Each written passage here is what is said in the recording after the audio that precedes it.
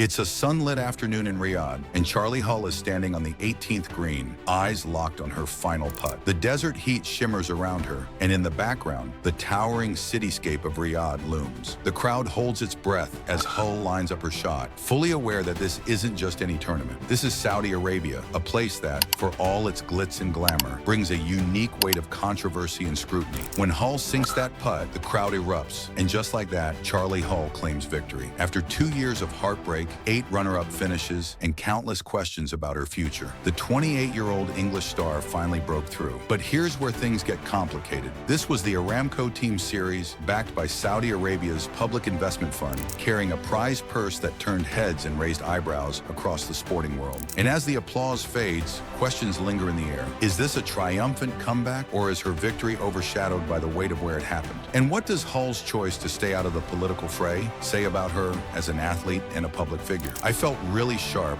I played very solidly today," Hull said after her victory. But behind those words lies a journey marked by physical setbacks, mental health challenges, and a resilience that's become increasingly rare in professional sports. To understand the magnitude of this win, we need to rewind to July 2023. Picture this: Charley Hull, one of golf's most natural talents, slips in the shower hours before her flight to London. It wasn't just any injury, it was the kind that could derail an entire season. But Hull isn't exactly known for following the expected script. Despite the shoulder injury, she bounced back to deliver one of the most memorable performances of her career, a crushing 6-4 victory over world number 1 Nelly Korda in the Solheim Cup singles. Yet victory remained elusive. For Hull, the drive to prove herself must have been immense. After all, she'd captured the world's attention early on, setting herself apart not just as a golfer, but as a personality. Yet as each tournament passed without a win, the pressure only grew. We were wondering if she'd lost her edge, and critics began questioning if Hull would remain relevant in the high-stakes world of professional golf. This 2-year drought was visibly wearing on her, and her frustration began to show in her demeanor in interviews. Then came Riyadh, and with it, a fresh opportunity. The Aramco Team Series was a high-profile tournament in a location that's rapidly becoming a focal point for the sports world. Hull's participation alone was noteworthy, but to win it, that elevated her standing immediately, turning what could have been a routine competition into a headline-grabbing victory. 8 times since her last win, Hull found herself in contention. 8 times she had to settle for second place. 2 of those near misses came in major championships, the kind of heartbreaks that can define careers. But behind the scenes, Hull was fighting battles that went beyond the scorecard. Her openness about struggling with ADH and her unconventional methods of handling pressure, including her much-discussed smoking habit, painted a picture of an athlete refusing to conform to the traditional mold of a professional golfer. In her last 4 LPGA starts, Hull hadn't finished outside the top 20. The form was there, the confidence was building, but as any golfer knows, there's a world of difference between playing well and winning. So when Hull arrived in Saudi Arabia, she wasn't just carrying her clubs, she was carrying the weight of expectations, the pressure of those near misses, and the determination of someone who knew they were on the verge of something special. Little did anyone know, this would be the week where everything would finally fall into place. As dawn breaks over Riyadh Golf Club, and the mercury's already climbing, but the real heat was about to come from Charley Hull's clubs. From the very first tee shot, something was different. This wasn't the Hull we'd seen settling for second. This was Hull on a mission. Her opening round, nothing short of spectacular. Let's break down these numbers because they tell an extraordinary story. 6 under 66 in the final round, 18 under for 3 days. But it's not just what she shot, it's how she shot it. "I was actually in the gym this morning," Hull revealed after her round. "I didn't start my warm-up until 45 minutes before because I needed to get a 5K run in." Who goes for a 5K run before a potential championship-winning round? The same player who's been bombing drives over 300 yards in the desert heat. The same player who's been redefining what's possible in women's golf. Watch this approach on 15. Pure confidence, pure aggression. This is golf played without fear, the kind that makes you forget about those 8 runner-up finishes. But she wasn't alone out there. Denmark's Nicole Broch Estrup was charging. The overnight leader, Pia Babnik, wasn't going away quietly. This wasn't just handed to Hull, she had to take it, and take it she did. Even with 2 3-putts late in the round, Hull never lost her composure. That's the thing about breakthrough victories. They often come when a player finally learns to handle the mistakes as well as the triumphs. When that final putt dropped, securing a 3-shot victory, it wasn't just the end of a tournament. It was the end of a 2-year wait, the silencing of countless doubts, and perhaps most importantly, the beginning of what could be Hull's most dominant phase yet. But here's where our story takes a turn. Because this victory, as impressive as it was, happened against a backdrop that's impossible to ignore. See, Charley Hull's recent victory at the Aramco Team Series in Riyadh has sparked sparked more than a little conversation. Here's a player who's been carving her place in golf, known for her bold attitude and passion. Yet here she was, lifting her first trophy in 2 years. But was this comeback about the sport itself or something bigger in play? Some say her win reflects her undeniable skills and perseverance. Others question if this was a carefully orchestrated PR move aimed at promoting a tournament hosted in Saudi Arabia. And Hull's win didn't happen in just any city. It happened in Riyadh, Saudi Arabia, a place where sports and politics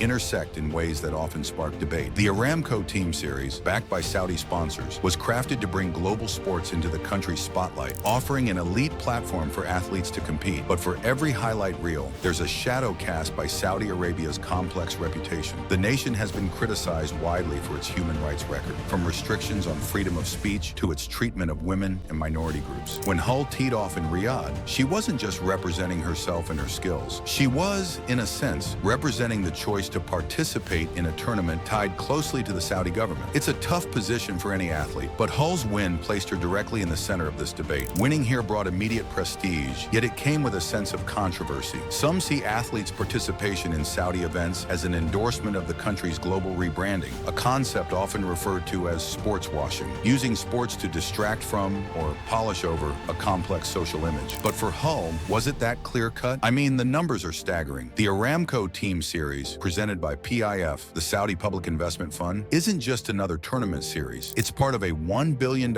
investment in golf that's reshaping the entire sport. On one side, you have state-of-the-art facilities, million-dollar purses, and opportunities for women golfers that simply didn't exist before. On the other, you have serious questions about sports washing and human rights that can't be brushed aside. Golf is a force for good, supporters say, but critics argue it's more complicated than that. When Hull lifted that trophy, she wasn't just celebrating a victory. She was standing at the intersection of sport, politics, and progress. The irony isn't lost on anyone. In a country where women's rights have historically been restricted, here was Hull, independent, outspoken, and unapologetically herself. I mean, the Aramco Team Series has brought unprecedented attention to women's golf. The prize money is life-changing. The exposure is global. But at what cost? I love this golf course and I love coming to play golf in Saudi, Hull said after her win. It's a statement that perfectly encapsulates the complexity of modern sports. Athletes finding joy in their craft while navigating waters that are anything but clear. This isn't just about one tournament or one victory. It's about the future of golf itself. As Saudi Arabia continues its ambitious Vision 2030 plan, with sports playing a central role, victories like Hull's become part of a larger narrative, one that's still being written.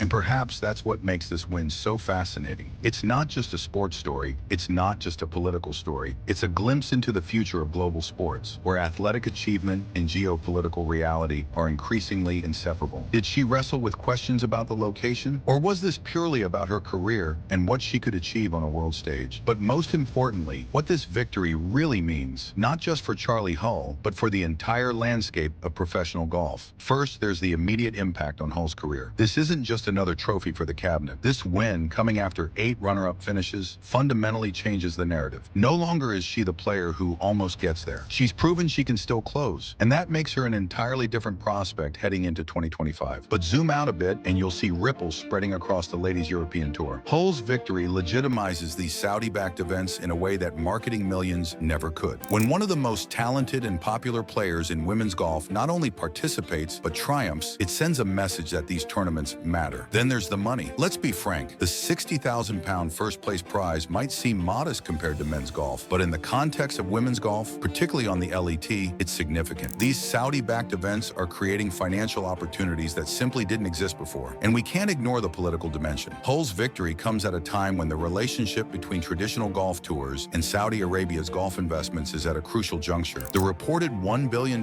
deal between the PGA Tour and PIF isn't just about men's golf, it's about the future of the entire sport. This brings us to the most complex question. What does this mean for women's golf in general? We're seeing a sport traditionally dominated by American and European interests being influenced by Middle Eastern investment. The quality of events is rising, the prize money is growing, but so too are the questions about the sport's direction. The immediate future for Hull is clear. She's heading back to America for the LPGA Tour's season finale, the CME Group Tour Championship, a tournament she won in 2016. But this win in Saudi Arabia changes the expectations. She's not just participating anymore, she's a favorite. Dame Laura Davies called her the best player in the women's game to have never won a major. After this performance, that never is starting to look more like not yet. The 2025 Major Championship season looms large, and Hull has just served notice that she's ready to take that next step. For women's golf as a whole, we're entering uncharted territory. The Saudi influence isn't going away. If anything, it's likely to grow. More tournaments, bigger purses, greater opportunities. But with that comes greater scrutiny and harder questions about the future of the sport. The women's game stands at a crossroads. The traditional tours, the LPGA and LET, are facing the same questions that have roiled men's golf. How do you balance history and tradition with the need for growth and financial sustainability? How do you navigate the complex political waters of international sport in the 21st century? One thing's certain, Charley Hull's victory in Riyadh isn't just a footnote in the 2024 season. It's a chapter in a much larger story, one about golf's evolution, about sports in a changing world, and about athletes finding their way through it all. The only question is, what will the next chapter bring?